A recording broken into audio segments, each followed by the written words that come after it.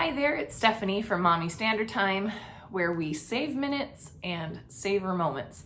So today is the first day of, wait for it, Meal Planning May. Yes, we'll spend a whole month focusing on meal planning, what our family's eating, how to eat on a budget, just the actual act of meal planning, how to save time.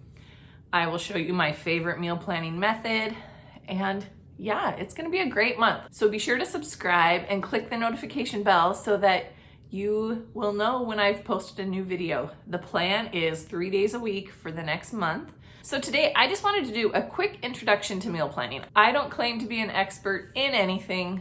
I'm just your regular mom of three. But I wanted to just show you the overall method that I use for meal planning. And you can, whether you meal plan with paper pencil, or you have a binder, or you do digital meal planning, this same process you can utilize no matter how you meal plan. It's as easy as A, B, C, D, E.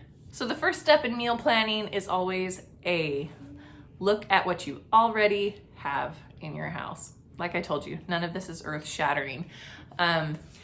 But looking through my cupboards this morning, we had an open pack of hot dogs from our little solar cooking experiment. And we also have another pack of hot dogs. I'm not sure where they came from. So we know we'll have hot dogs, but we didn't have buns. So I'm gonna write that down on my grocery list. And then I also, looking in my fridge, I have way too much romaine lettuce. We were at a restaurant supply store and they had a great price on romaine hearts. So I bought one, like a 5 or 6 pack, not knowing that I had an untouched 3-pack already.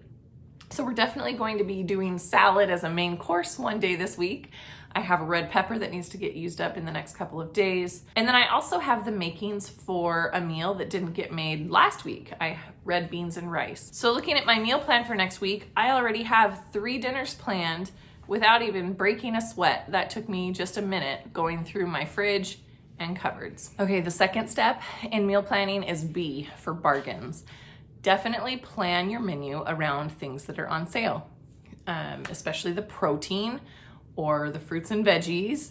Those are the things that can get expensive, and so definitely check the circulars. So for me, I looked through my little app and I like to match up the sales with any possible coupons, and this week I am able to get boxes of pasta for 9 cents each. I don't necessarily have to cook pasta this week, but I could, but I'm definitely going to be picking that up. If you have any coupons that are going to expire, keep that in mind. Use Ibotta, see if there are any deals that you can match up with the circulars there. And then a lot of times the stores that I shop at do not have a circular. And sometimes if I'm close to the grocery store around the time I'm meal planning, I will just run in really quickly and do a quick look to see if there's any protein, check the end caps to see what the deals are, check the produce, and just see if there's anything else that you can add to your meal plan based on what's on sale, because that will save you a lot of money in the long run by meal planning that way. Okay, now C stands for calendar. And that's the third step, is you want to look at your calendar to see if there are any special events or holidays that you can meal plan around. If some of your family members won't be around on a certain day, like in our family, if my son or my husband won't be eating dinner with us on a given night, that's when we have pasta because pasta is not their favorite. Or if honestly, meal planning, you're just in a meal planning rut, you can use your calendar as inspiration. Food holidays or dinner themes like Taco Tuesday, Meatless Monday. There are a lot of ways that you can use your calendar to help you decide what to eat on a given night. And there are other reasons you might want to consult your calendar as you're meal planning. So at our house, we are expecting half a steer and half a pig to be delivered soon for our freezer. Taking that into consideration, I'm looking through my freezer and thinking, what items should we be eating soon to get them out of the freezer and make room for the protein that is coming our way. So looking at my calendar, knowing that Wednesday is Cinco de Mayo, I am going to be pulling a taco casserole out of the freezer to help make some room, but also help us, celebrate Cinco de Mayo. Plus, I was also able to combine the meatloaf out of my freezer with some potatoes that we have on hand that need to be used up to make another meal. So looking at my calendar, we have 5 of 7 days decided, which is great. And I didn't even have to open my cookbook. A, B, and C, that will really get you most of the way there.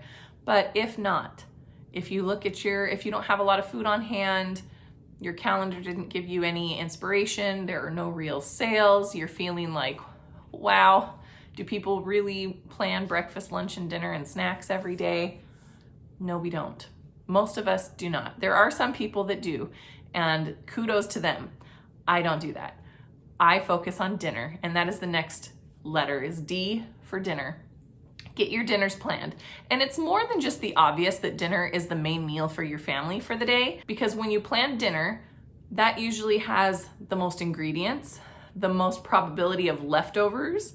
And so your decisions for dinner really do fuel breakfast and lunch, because you might have leftovers, you might have additional ingredients that you can then repurpose to other meals, either lunch, breakfast, or even another dinner.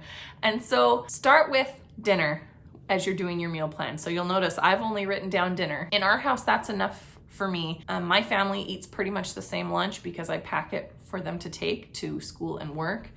And then my youngest and I eat leftovers for lunch. And that works for us. And breakfast, similar thing. We just have the same things on hand all the time. So I don't really plan breakfast and lunch at our house. Dinner is enough. And then finally, E stands for everything else. So if you do want to plan your breakfast and lunch and snacks, save it to the end. After you've decided on your dinners, then you can fill in everything else. And then look through your cupboards for ingredients that you are running low on. This is really when you do your grocery list. So you've mapped out your dinners, you're ready for everything else, and you write out your grocery list. So what you would do now is, if you are a hard copy, paper and pencil kind of person, you would take what you've mapped out and then you would create your grocery list based on what you have on hand. Now, I would suggest keeping your grocery list right next to you. So as you're mapping out your meals using the ABCDE method, that you just jot down, well, I already have everything I need for this meal except this one ingredient. And so as you're writing it down on your meal plan, write down the one ingredient that you need in order to make that meal work. So that's how you would do it hard copy. But for me, my planner has just this little place to map it out, and that's where I do like my messy plan. And then I take it over to my digital meal planner. I drag and drop. It literally just takes seconds. And then it combines all of the ingredients for me so that I can confirm that I have everything I need, and I'm able to go to the grocery store. And then I jot down a few other ingredients that I might need. But no matter how you meal plan, paper, digital, not really meal planning at all, you keep it all up here, you can still go through the same routine. Think about what you already have on hand, check the bargains, either by looking at circulars, looking at Ibotta, going into the store quickly just to see what's on sale. And then you look at your calendar to confirm if there's something else you need to be keeping in mind for your meal plan. Then you plan your dinners and then everything else. All right, I am so excited to talk about meal planning all month with you. Again, be sure to subscribe if you want to follow along, and I will see you next time. Thanks so much for watching.